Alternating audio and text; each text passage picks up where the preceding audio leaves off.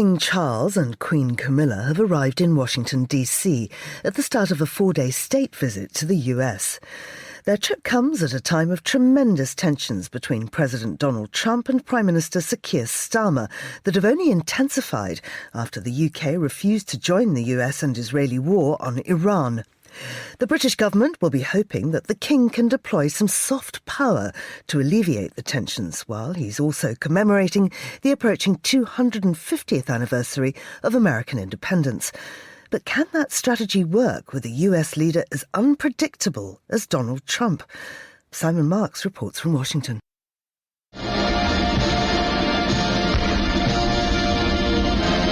The last time America celebrated a big birthday was back in 1976. The bicentennial brought Queen Elizabeth II to the White House at the invitation of President Gerald Ford.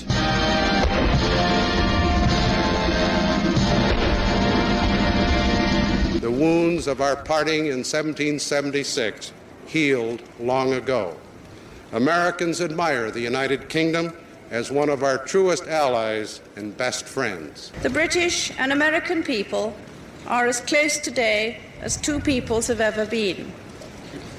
We see you as our strong and trusted friend, and we believe that you in turn will find us as ready as ever to bear our full share in defending the values in which we both believe. When President Donald Trump and King Charles III engage in exactly the same official welcoming ceremony at the White House later today, it is far from evident that either of them will be able confidently to voice such similar cadences. The bilateral relationship between the US and UK governments is unrecognisable in 2026 compared to the 1976 model. On a daily basis for the last several weeks, the President has launched numerous personal attacks on Prime Minister Keir Starmer. I'm not happy with the UK either. This is not Winston Churchill that we're dealing with. Criticising him for failing to join the US and Israeli war on Iran, berating him for agreeing to transfer sovereignty of the Chagos Islands over to Mauritius, even though Secretary of State Marco Rubio initially called the deal a monumental achievement, and constantly griping over two issues that the President believes the UK urgently needs to address. The UK, what they're doing with energy and what they're doing with immigration is horrible. Somebody said yesterday, what would you do if you were the UK? Open up the North Sea. So it's very simple. Immigration, very importantly, immigration and energy. Doors pretty closed, pretty shut, pretty faced. At the White House yesterday afternoon, reporters were kept at a distance from the King and Queen as the President and First Lady welcomed them to the South Portico for an unofficial greeting. The official pageantry-infused welcome takes place later today. Lip readers suggested that the President was diverting the King's attention in the direction of the construction site where he's building his coveted ballroom. The foursome then took tea in the Green Room before the Trumps showed their guests a new beehive on the South Lawn, modelled in the shape of the White House.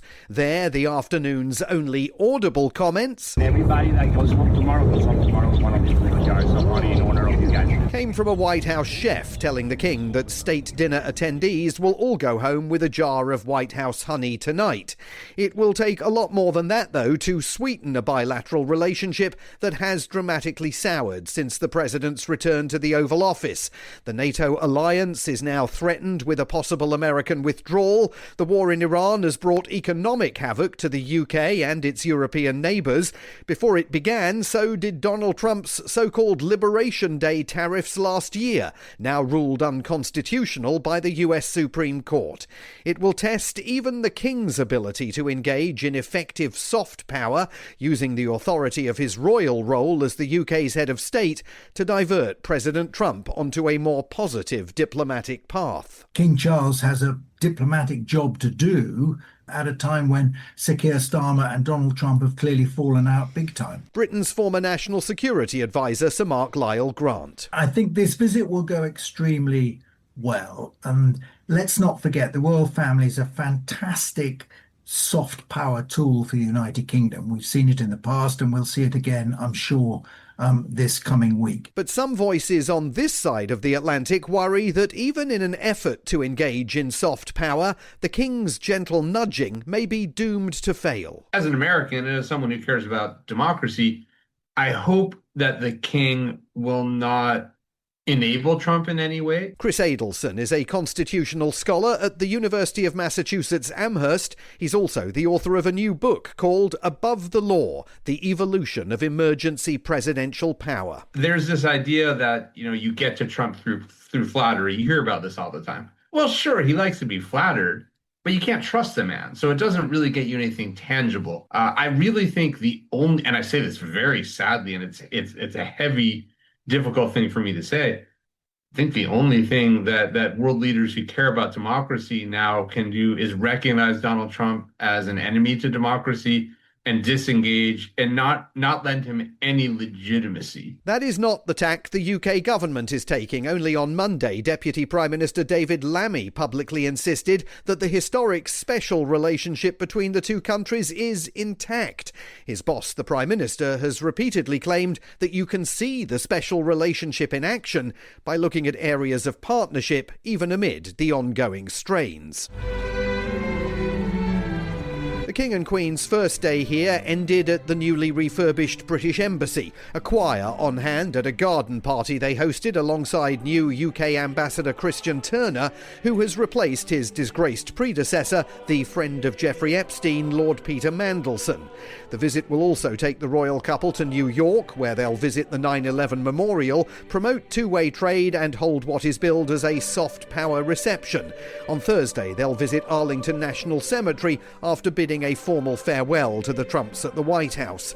And that's when, as the Americans like to say, the rubber may hit the road, because once this state visit is over, President Trump is widely expected to launch fresh critiques of the Starmer government, unless, of course, the King can work wonders here. For Monocle Radio in Washington, I'm Simon Marks.